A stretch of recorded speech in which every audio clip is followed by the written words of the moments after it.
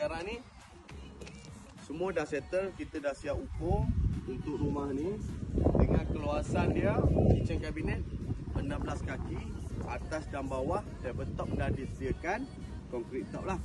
Okey, untuk yang ni kita akan buat bahagian atas dan juga bahagian bawah lah. Okey, sepanjang 16 kaki termasuk dengan storage seperti ais lah.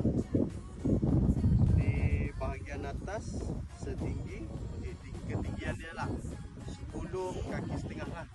Okay, lepas tu dia ada tall unit satu untuk di bahagian tempat masak lah, untuk buat pocket door. Untuk yang tu sepanjang 4 kaki, tinggi 10 kali 10 setengah lah, 10 setengah kaki. Okey, material dia, material pintu aluminium dan juga body block board lah, kaca sikit block board supaya dia tahan kelembapan.